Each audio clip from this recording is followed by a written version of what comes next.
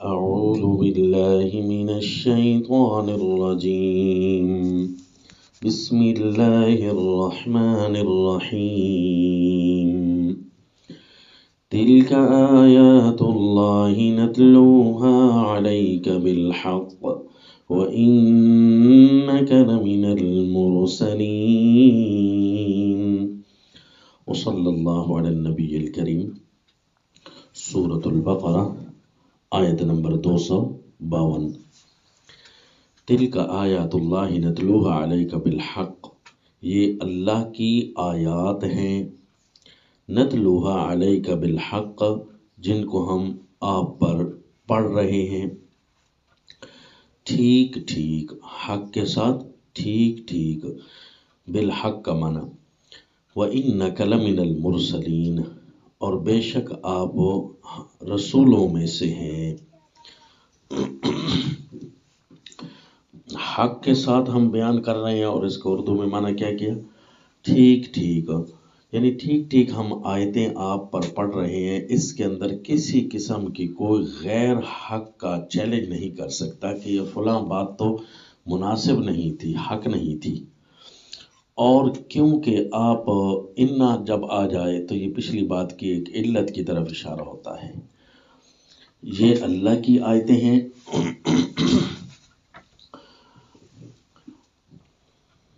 اور کیونکہ آپ رسول ہیں اس لیے اللہ کی آیتوں کا حق ہونا تو ظاہر ہے، اور پھر آپ رسولوں میں سے ہیں اور رسول کی جو بات ہوتی ہے وہ بھی حق اور سچ ہوتی ہے، اس کے اندر بھی کسی قسم کا کوئی شائبہ نہیں ہوتا۔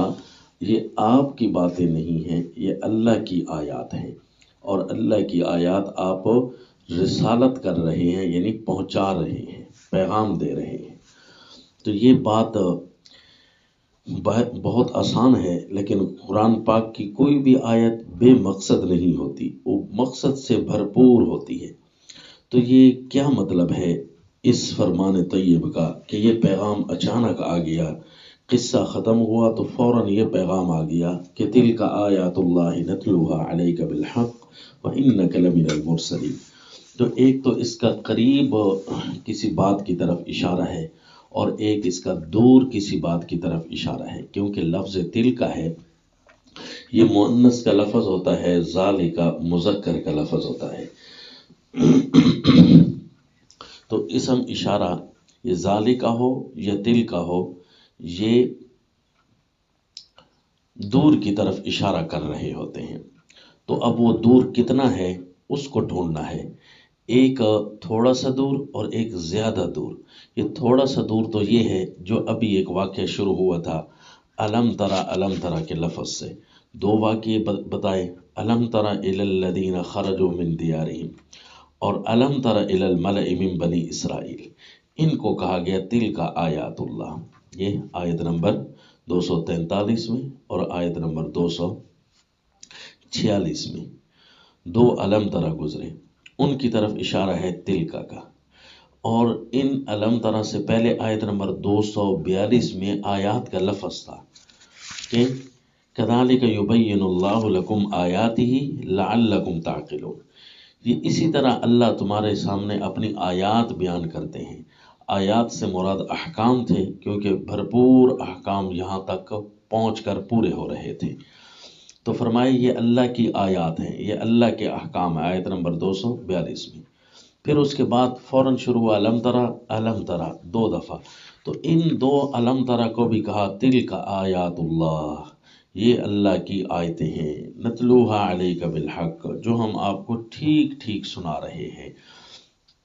یعنی یہ ایک واقعہ ہے، یہ واقعہ جس طرح اللہ اپنے احکام خود بیان کرنے پر یکتا ہے، اکیلا ہے، واحد ہے، اس جیسا کوئی احکام نہیں بیان کر سکتا، تو اسی طرح یہ جو دو واقعے آپ کو لمبے تفصیلی سنائے، یہ بھی اللہ کے علاوہ اور کوئی نہیں بیان کر سکتا، کیونکہ بیان کرنے والے اب تو مٹ گئے، ختم ہو گئے۔ پچھلی ہسٹریوں کو مکمل بیان کر دینا، من و ان بیان کر دینا، یہ ایک اللہ کا ہی کمال ہے جو اپنے رسول کے ذریعے ہی امت تک پہنچا رہا ہے۔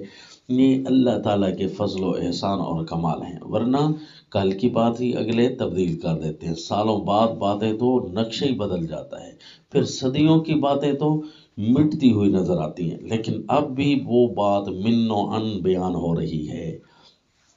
تو جس طرح پہلے تھا آیات ہی لعلکم تعقلون، دو واقعے بیان کر کے پھر فرمایا تلک آیات اللہ نتلوها علیک بالحق۔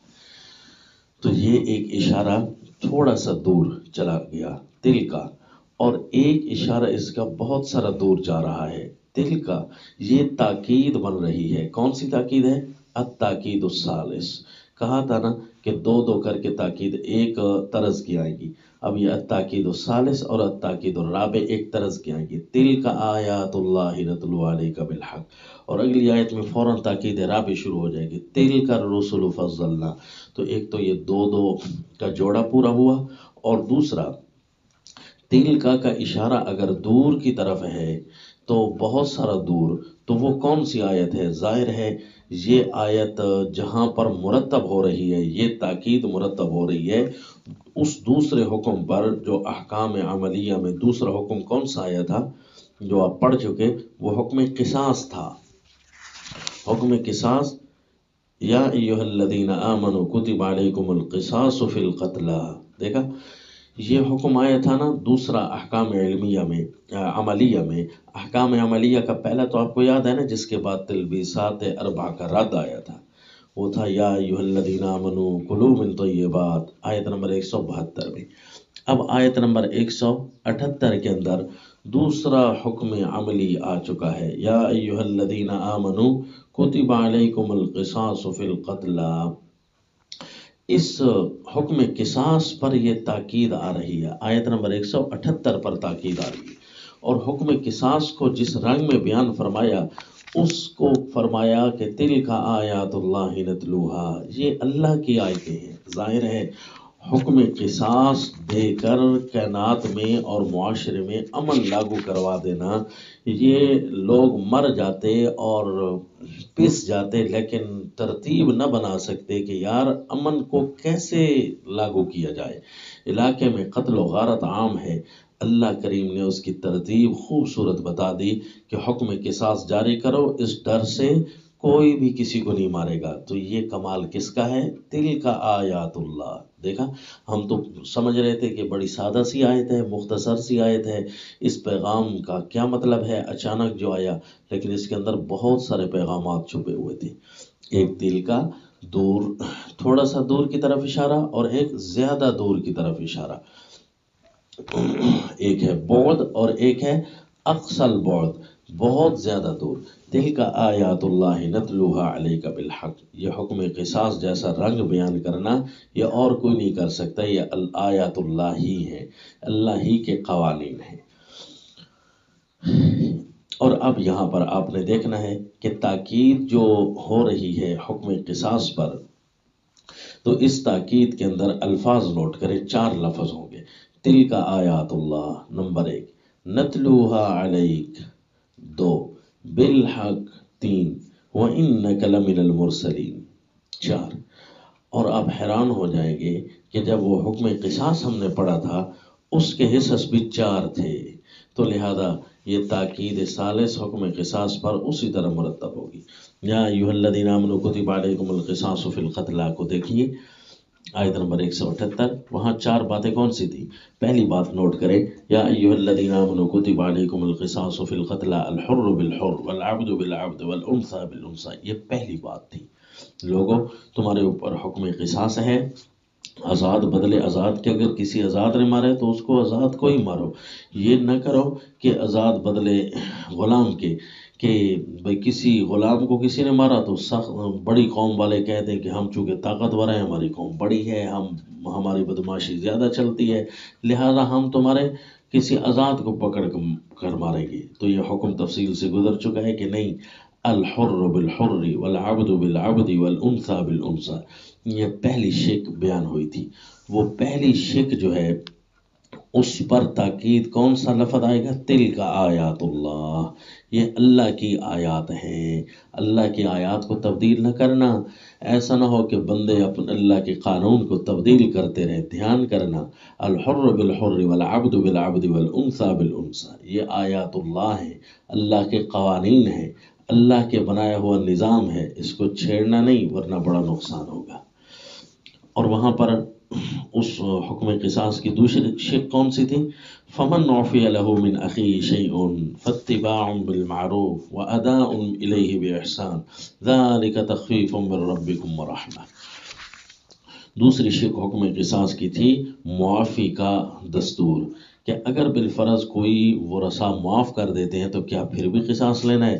تو فرمایا نہیں، پھر اگر معاف کر دیتے ہیں تو معاف کر دو، اگر فری میں معاف کرتے ہیں تو ان کا اپنا حق ہے، اگر وہ دیت لے کر معاف کرتے ہیں تب بھی ان کا حق ہے، فری میں معاف کریں تو فاتباع بالمعروف، تو دستور شریعت کے مطابق اب کام کرنا، واداء الیہ باحسان، اگر فری میں معاف نہیں کرتے اور کوئی دیت لیتے ہیں یہ بھی تو معاف ہے کہ کم از کم قصاص تو معاف کر دیا، واداء الیہ باحسان، تو ان کو ادا کرنا ہے خوبی کے ساتھ، عمدگی کے ساتھ۔ یہ دوسری شق تھی۔ اب اس دوسری شق پر لفظ کون سا دوسرا آیا؟ نتلوہا علیک، یہ ہم آپ پر پڑھ رہے ہیں۔ دیکھا، اللہ نے فرمایا کہ ہم نے قرآن چونکہ آپ پر نازل کیا تو یہ ہمارا احسان ہے، تو اب حکم قصاص کو بیان کریں یا حکم قصاص کو ہم معاف کروا دیں، یہ دونوں ہماری طرف سے ہوں گے۔ یہ بندوں کے نہ طاقت تھی نہ ان کی ذہن میں یہ بات آ سکتی تھی، نہ ہی وہ اس نظام کو مرتب کر سکتے تھے۔ تلک آیات اللہ نتلوہا علیک۔ اب تیسرا لفظ یہاں کون سا ہے؟ بالحق، اور وہاں تیسرا لفظ کون سا تھا؟ دوبارہ دیکھیں، یہی تدبر قرآن ہوتا ہے۔ وہاں تیسرا لفظ تھا فمن اعتدی بعد ذلک فلہ عذاب علیم، جو بھی اس کے بعد زیادتی کرے گا تو پھر سوچ لے کہ اس کے لیے پھر عذاب ہوگا دردناک، دنیا میں بھی اور آخرت میں بھی، کہیں بھی اللہ پکڑ سکتے ہیں، کیونکہ جب اللہ فرمائے نا فَلَهُ عَذَابٌ علیم تو بس گھبرا جانا چاہیے کہ اب یہاں پر یہ تو نہیں نہ فرمایا کہ دنیا میں یا آخرت میں، عام ہے تو اللہ دنیا میں بھی پکڑ سکتے ہیں اور آخرت میں تو ہے ہی صحیح۔ فَلَهُ عَذَابٌ علیم، تو یہ اس پر مرتب ہوا لفظ بالحق کا، کہ دیکھو اس حق کو کوئی نہ پھلانگے، فَمَنْ اعْتَدَى بَعْدَ ذَلِكَ، یہ جو حق ہے، حق کو پھلانگنا، ہمیشہ باطل کی طرف جانا، اس کے دردناک مناظر ہوتے ہیں اور انجام اس کا بڑا برا ہوتا ہے۔ تو بالحق کا لفظ اس پر مرتب ہوا کہ فَمَنْ اعْتَدَى بَعْدَ ذَلِكَ فَلَهُ عَذَابٌ عَلِيمٌ۔ اور اب وہاں چوتھا لفظ یہاں کیا کون سا تھا؟ وَإِنَّكَ لَمِنَ الْمُرْسَلِينَ، اور وہاں پر حکم قصاص کے اندر چوتھی بات، چوتھی شق کیا تھی؟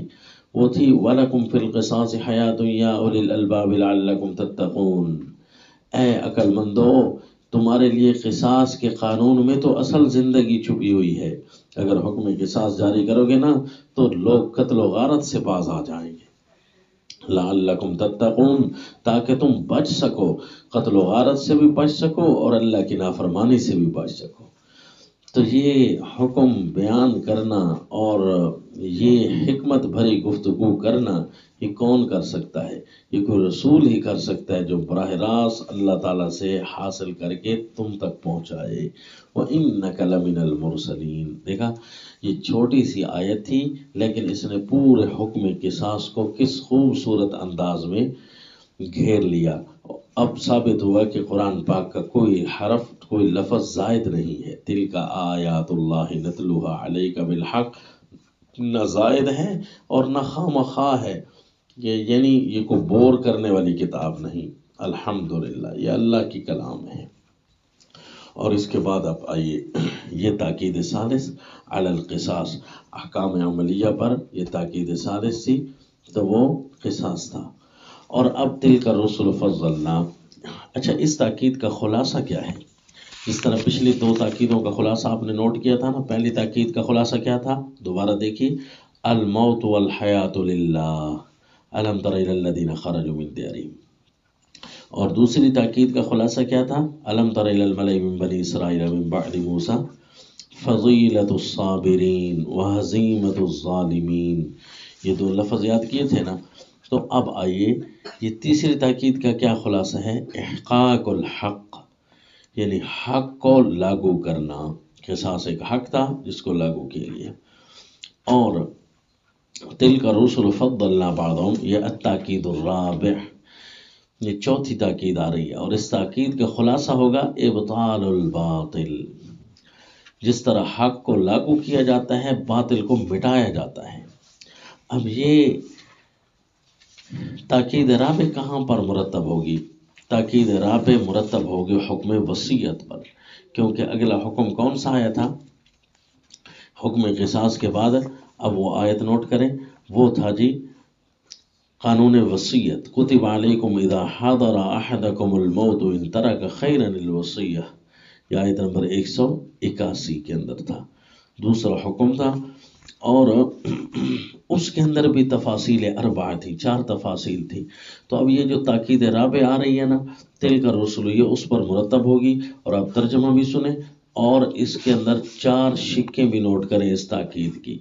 یہ حکم وصیت کے اندر جو تفاصیل اربع آئیں گی انہی پر ہر ایک شق مرتب ہوگی.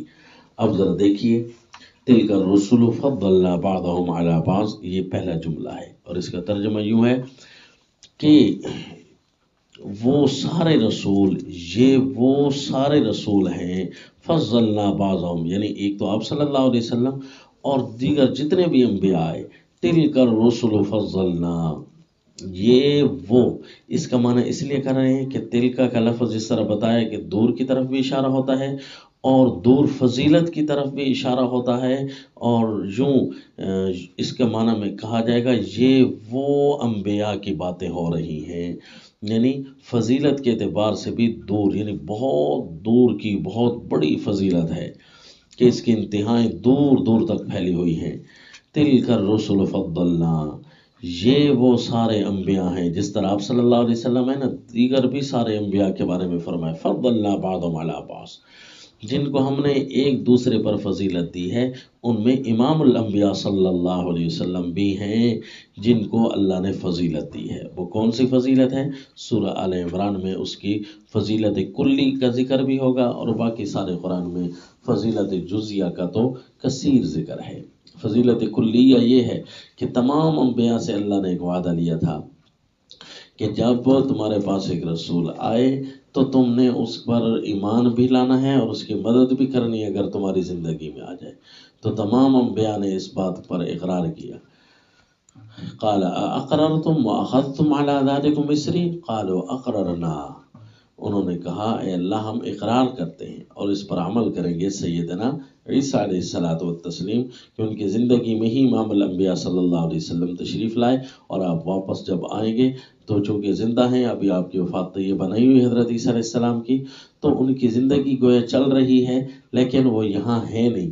جہاں بھی ہیں اللہ کریم نے ان کو، اللہ کو ہی بہتر پتہ ہے وہ کہاں ہیں، تو وہاں سے واپس تشریف لائیں گے، ایمان بھی لائیں گے آپ صلی اللہ علیہ وسلم کی نبوت پر اور آپ کی شریعت پر، اور اللہ کے نبی کے دین کی مدد بھی کریں گے، یعنی جہاد کا منصب بھی سنبھالیں گے.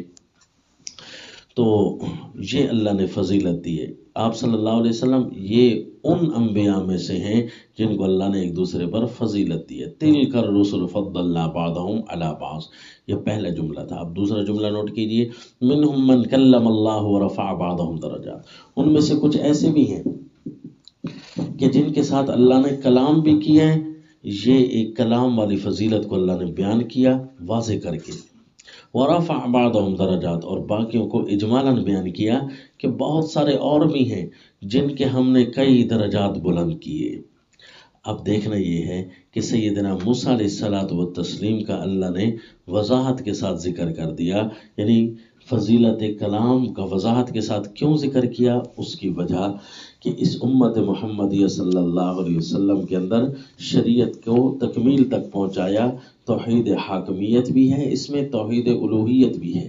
توحید الوہیت اور توحید حاکمیت دونوں اس شریعت کا حصہ ہیں، اور سیدنا موسیٰ علیہ الصلوۃ والتسلیم سے ہی اللہ نے توحید حاکمیت شروع کی اس سے پہلے تو شرک ہوتا رہا، حکومتوں کو کوئی رب نہیں بناتا تھا، لیکن سیدنا موسیٰ علیہ السلام کے زمانے کا جو فرعون تھا اس نے حکومت کو بھی اللہ کے شریک بنانا شروع کر دیا اور حاکم کو بھی رب کا درجہ دے دیا، کہنے لگا انا ربکم الاعلی۔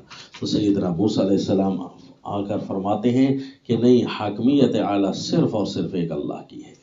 یعنی لوگ پہلے بتوں اور بزرگوں کو اللہ کے شریک کرتے تھے، اب جو ہے لوگوں نے حکمرانوں کو خدا کا درجہ دے رکھا ہے، الوہیت کا درجہ دے رکھا ہے، ان کے قانون کو ایسا مانتے ہیں جیسا کہ خدا کے قانون کو مانا جاتا ہے۔ تو سیدنا موسیٰ علیہ السلام کے زمانے سے یہ شرک شروع ہو گیا تھا، تو اللہ کے نبی سیدنا موسیٰ علیہ السلام حاکمیت باری تعالیٰ کا پرچار کرنے تشریف لائے، اس لیے ان کا ذکر یہاں خصوصیت سے کیا، کیونکہ ہماری شریعت کا ایک پورا حصہ انہی سے آتا ہے، منہم من کلم اللہ۔ تو امام الانبیاء صلی اللہ علیہ وسلم بھی اسی طرح بیان حاکمیت اور بیان الوہیت دونوں کے لیے پیغمبر ہیں صلی اللہ علیہ وسلم۔ تو باقی انبیاء کا اجمالاً ذکر کیا، ورفع بعضهم درجات، اور بعض کے ہم نے کئی درجات بھی بلند کیے۔ یہ جملہ بھی شاید اسی لیے فرمایا کہ بہت سارے انبیاء، کچھ کا ذکر جن کا اللہ نے کیا ہے قرآن کے اندر، بہت ساروں کا نہیں کیا، اور کچھ کا ذکر کیا، 18 انبیاء کا ذکر تو سورہ الانعام میں آئے گا انشاءاللہ۔ تو ان انبیاء کا نام لینا بھی ایک طرح کا اشارہ ہے کہ ان کا کچھ نہ کچھ حصہ تمہارے پاس موجود ہے۔ ورفع بعضهم درجات کے اندر اس کا اشارہ ہے۔ پھر سورہ الانعام جب پڑھیں گے تو وہاں جب جن جن انبیاء کا ذکر آئے گا ان کا کوئی نہ کوئی لینا دینا ہمارے اس امت کے ساتھ بھی ہوگا، تو اس لیے اشارہ۔ اور تیسرا فرمایا، تیسرا جملہ، وَآتَيْنَا عِيسَى ابْنَ مَرْيَمَ الْبَيِّنَاتِ وَأَيَّدْنَاهُ بِرُوحِ الْقُدُسِ، اور ہم نے دیا عیسیٰ بیٹے مریم کو واضح معجزات، ہم نے واضح معجزات ان کو دیے، بینات واضح چیزیں، ان میں واضح چیزوں میں واضح معجزات بھی ہیں، واضح دلائل بھی ہیں، جو بھی تھا وہ واضح، یعنی اتنا واضح تھا کہ دشمن بھی حیران ہو جاتا تھا کہ کیا ہے ان کے پاس۔ وَأَيَّدْنَاهُ بِرُوحِ الْقُدُسِ، اور ہم نے ان کو پوری قوت دی تھی روح القدس کے ساتھ، پاکیزہ روح کے ساتھ۔ وہ پاکیزہ روح یہ لقب ہے سیدنا جبرائیل امین کا، یعنی وہ پاکیزہ روح کے ذریعے ہم نے ان کی تائید کی۔ یعنی سیدنا عیسیٰ علیہ السلام کی والدہ ماجدہ پر جب بہتان لگے تو اللہ نے ان کو بچپن میں گویائی عطا کی، یہ سیدنا جبرائیل امین ہی ان کو سکھا رہے ہیں کہ یہ جملے آپ نے بولنے ہیں، کیونکہ انہوں نے کسی اور سے سیکھ کر نہیں آئے، براہ راست اللہ کریم نے ان کو یوں القاء کیا۔ روح القدس ایک پاکیزہ روح، یہ اس کے ذریعے ہم نے ان کی تاکید کی۔ اس سے خود سیدنا عیسیٰ علیہ السلام کے روح مبارک کی طرف بھی اشارہ ہے کہ وہ بھی پاکیزہ روح تھے، یعنی روح کے ذریعے ہم نے ان کی تاکید کی، کیونکہ جب روح باقیوں کی آتی ہے نا دنیا میں تو اس کی تائید ہوتی ہے اس کے خاندان کے ذریعے، اس کے لوگوں کے ذریعے، لوگ اس کو سکھاتے ہیں، پھر وہ دنیا میں آ کر سیکھتی ہے روح، اور اسی بولی میں گفتگو کرتی ہے جو معاشرے میں چل رہی ہوتی ہے اس کی۔ لیکن سیدنا عیسیٰ علیہ السلام کی پاکیزہ روح جب دنیا میں تشریف لائی تو کوئی سکھانے والا نہیں تھا اس لمحے جب انہوں نے بولنا تھا، تو اس لیے ان کی پاکیزہ روح کو ہی اللہ نے ایسا بنایا تو خود بولنے لگ گئی، اسی بولی میں بولنے لگ گئی جو بولی ان لوگوں کی تھی۔ تو اللہ نے پیارے عیسیٰ علیہ السلام کا بھی اسپیشل یہاں تذکرہ اس لیے کیا کہ امت محمدیہ صلی اللہ علیہ وسلم کے ساتھ ان کا بہت بڑا کوئی لین دین ہے، واقعی آپ تشریف لائیں گے اور اس امت کی حکمرانی سنبھالیں گے، امارت سنبھالیں گے، امیر المجاہدین بھی ہوں گے، خلیفہ بھی ہوں گے انشاءاللہ اس زمین کے اعلیٰ ترین۔ تو اس لیے اللہ نے خصوصی طور پر ان کا تذکرہ کیا، اور بیان احکام میں، اور خصوصاً تاکید وصیت پر، کہ دیکھو کہ وصیت کا قانون یہ اللہ کے قوانین ہے، یہ ماننا بھی عبادت ہے، توحید حاکمیت ہے، اور سیدنا عیسیٰ علیہ السلام اسی وصیت کو پورا کرنے کے لیے تشریف لے آئیں گے جو اللہ نے تاکید اور وصیت کی تھی انبیاء کرام کو۔ دیکھا جی، اسپیشل کر کے اللہ نے تذکرہ کیا، اور چونکہ وصیت کے عمل کو پورا کرنے کے لیے تشریف لائیں گے، تو اس لیے حکم وصیت پر مرتب بھی کیا۔ اور قانون چونکہ بیان ہو رہے تھے، بیان قوانین میں سے گویا کہ آخری حکم تھا، اگرچہ احکام عملیہ کے چل رہے ہیں لیکن قوانین کے وہ عبادات کے بھی ہوں گے، تو یہ قوانین کے انداز میں یہ وجودی طور پر حکم یہی ہے۔ اگرچہ حکم رشوت سے بچنے کا حکم بھی آئے گا لیکن وہ بھی قانوناً ہوگا، لیکن وہ وجودی نہیں، عدمی انداز میں بیان ہوگا کہ لا تأکلوا أموالكم بينكم بالباطل وتدلوا بها إلى الحكام۔ تو اس لیے یہ چونکہ ایک آخری طور پر حکم بیان ہو رہا تھا تو اس کی پرزور تاکیدات اس طریقے سے آئی۔ تو اب یہ ترتب ہو گیا۔ تلک الرسل فضلنا پہلا جملہ تھا، اور اس پہلے جملے کا اثر دیکھ لیجئے، کتب علیکم اذا حضر احدکم الموت ان ترک خیرا الوصیۃ للوالدین والاقربین بالمعروف، آیت نمبر 181۔ یہ پہلا جملہ تھا، اس پہلے جملے پر مرتب ہوا تھا تلک الرسل فضلنا بعضهم علی بعض۔ دیکھو حکم وصیت یہ کسی کے لیے بھی ہوتا ہے، والدین اور اقربین کے لیے ہوتا ہے، اگرچہ قریبی ورثاء کے لیے وراثت کی وصیت نہیں ہوتی، کیونکہ لا وصیت لوارث، انہوں نے تو ورثاء بننا ہوتا ہے۔ تہائی مال کی جو وصیت ہوتی ہے وہ وارثوں کے لیے نہیں ہوتی، لیکن یہاں مطلق وصیت کا ذکر ہے۔ جو مطلق وصیت ہوتی ہے والدین اور اقربین کے لیے، تو وہ مطلق وصیت حق الخدمت کے طور پر اگر کسی بھی وارث کو دیا جا رہا ہوتا ہے کہ یہ چیز میں نے اس کو دے رکھی ہے زندگی میں، تو اس کے لیے وہ لاگو ہوتی ہے حق الخدمت کے طور پر، یا کسی بھی انعام کے طور پر وہ لاگو ہوتی ہے۔ اس کا اپنے مقام پر ایک تفصیلی ذکر آئے گا کہ والدین اور اقربین کے لیے جو کوئی وصیت کی جا رہی ہو، ایک عمدہ وصیت کہ ان کو دستور شریعت کے مطابق رکھنا، ان کو پال پوس کے رکھنا، ان کو سنبھال کے رکھنا، کوئی بھی ایسی وصیت ہو رہی ہے تو اس ساری کی ساری وصیت کو، چونکہ اس کا زیادہ تعلق مالی امور سے ہوگا، ان طرح کا خیرن، مال بھی اس کے اندر شامل ہے اور مال کے علاوہ امور سے بھی ہوگا۔ وہ خیرن کے لفظ کا کس کس چیز کی طرف اشارہ ہے، وہ جب آپ یہ ترجمہ کا سبق پڑھ رہے تھے تو آپ کو بتا دیا تھا کہ ان طرح کا خیرن الوصیہ للوالدین والاقربین، تو اس کے اندر کچھ فضیلت کسی کو دی جائے گی۔ تو تلک الرسل فضلنا بعضهم علی بعض، جس طرح یہ اللہ نے فضیلت دی ہے تو اللہ نے ہی قانون جاری کر کے کسی کو اس کا کیا قریبی بنایا ہے تو کسی کو کیا قریبی بنایا ہے، یہ اللہ کی طرف سے مقرر کردہ فضیلت ہے، اس میں کوئی دوسری رائے نہیں، یا اس کے اندر کوئی روک ٹوک نہ ڈالے۔ اور دوسری شک کیا تھی؟ حقاً علی المتقین، متقیوں اور پرہیزگاروں پر یہ لازم ہے کہ قانون وصیت کو اسی فطرتی امور کے مطابق ہی لاگو کریں جو اللہ نے بنائے ہیں۔ جس طرح کہ منہم من کلم اللہ ورفع بعضهم درجات، کچھ انبیاء کو اللہ نے کیا فضیلت دی تو کسی کو کیا فضیلت دی، کسی کی جزوی فضیلت بڑھ گئی تو کسی کی کلی فضیلت بڑھ گئی۔ تو اسی طرح یہ اللہ کی طرف سے فطرت بنائی ہوئی ہے، لہذا اس کو چھیڑنا نہیں، یہ اللہ کی نافرمانیوں سے بچنے والے لوگوں پر لازم ہے۔ جو اللہ پر جرأت کرتے ہیں نعوذ باللہ، اللہ سے لڑنا چاہتے ہیں نعوذ باللہ، پھر ان کی اپنی قسمت بیچاروں کی، وہ ذلیل اور رسوا ہو جائیں گے۔ اور تیسرا جملہ کہ آتینا عیسی ابن مریم البینات، اس کا ترتب ہوا فمن بدلہ بعد ما سمعہ فانما اثمہ علی الذین یبدلونہ ان اللہ سمیع علیم پر۔ اس کا ترتب ہوگا کہ دیکھو، تبدیلی کائنات کے کسی حکم کی کوئی نہیں کر سکتا الا یہ کہ شریعت کے مطابق کوئی ڈھال کر لے آئے، تو وہ تبدیلی نہیں، وہ تو اصل کی طرف لوٹنا ہوگا، کیونکہ شریعت جو بھی کہہ دے وہی حق ہوتا ہے۔ جس طرح کہ سیدنا عیسیٰ علیہ السلام کو اللہ نے کائنات بدل کر، سارے حکم بدل کر اللہ نے ایک نئے حکم سے پیدا کیا، ان کو ہر کسی کو باپ کے واسطے سے پیدا کیا۔ سیدنا آدم علیہ السلام کو ماں اور باپ دونوں کے واسطے کے بغیر پیدا کیا، تو حضرت عیسیٰ علیہ السلام کو صرف باپ کے واسطے کے بغیر پیدا کیا۔ اللہ نے قانون تبدیل کیا، اور تبدیلی کا اختیار صرف اللہ کے پاس ہے، یہ تبدیلی کا اختیار بندوں کے پاس نہیں ہے۔ بندے اللہ کے بنائے ہوئے تبدیلی پر واپس لوٹیں تو یہ تبدیلی ان کے لیے اعلیٰ ہے، بنسبت اس کے کہ شریعت کی کسی حکم کو اپنی طرف سے تبدیل نہ کریں۔ تو یہ حکم مرتب ہوا۔ اور چوتھا حکم کیا تھا وہاں، فمن خاف من موص جنفا او اثما فاصلح بینہم فلا اثم علیہ ان اللہ غفور رحیم۔ جو بندہ کسی وصیت کرنے کی والے کی طرف سے ناجائز طرفداری یا گناہ کا خیال کرے تو ان کے درمیان اصلاح کر دے، کیونکہ اصل میں تو جہاں بھی گناہ آتا ہے تو وہاں اصلاح کا پہلو نکالنا پڑتا ہے۔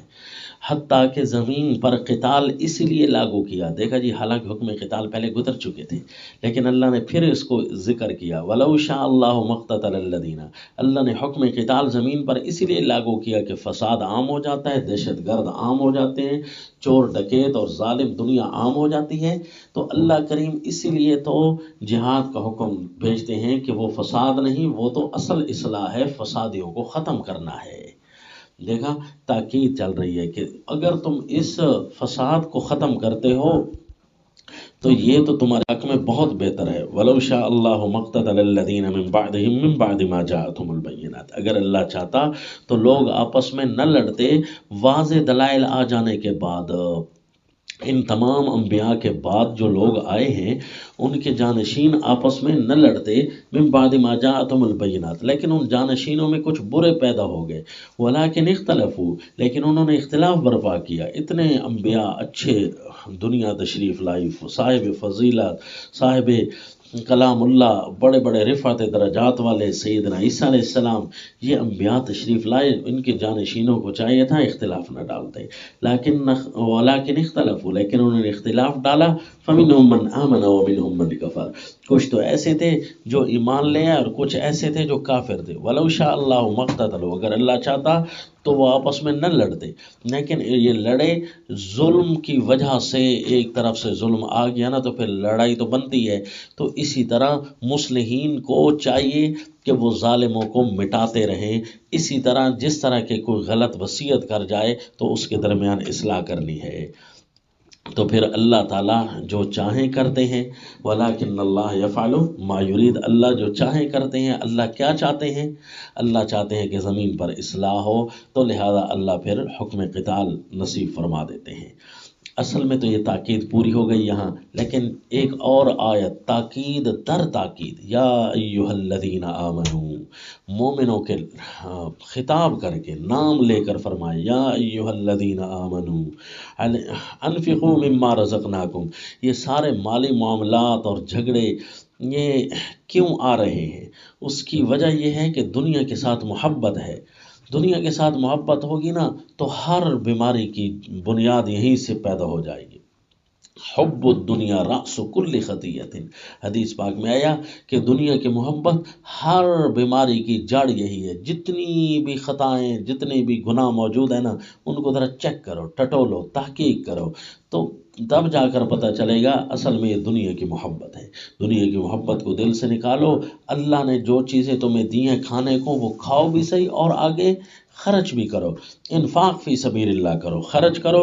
یہاں فی سبیل اللہ کا لفظ نہیں ہے، لیکن فی سبیل اللہ کے شامل ضرور ہے۔ انفقو ایک ہے جہاد میں خرچ کرنا، اور ایک ہے قریبی رشتہ داروں پر خرچ کرنا، جس طرح کے والدین اور اقربین ہیں، اور ایک ہے جس طرح کہ آپ نے پڑھا تھا لیس البر ان تولوا وجوہکم کے اندر، کہ غریب و مسکینوں کو دینا، قیدیوں کو دینا وغیرہ، یہ خرچ کرو۔ خرچ جتنا بھی مال کو خرچ کرو گے اڑوس پڑوس میں، راہ جہاد میں، اقامت الدین میں، دوسروں کو خوشیوں حاصل کرنے میں، کسی کی تکلیفیں مٹانے میں، جتنا بھی خرچ کرو گے نا پھر دنیا کی محبت نکل جائے گی، اور یہ خرچ کرنا تمہارے لیے بہت مفید ہوگا۔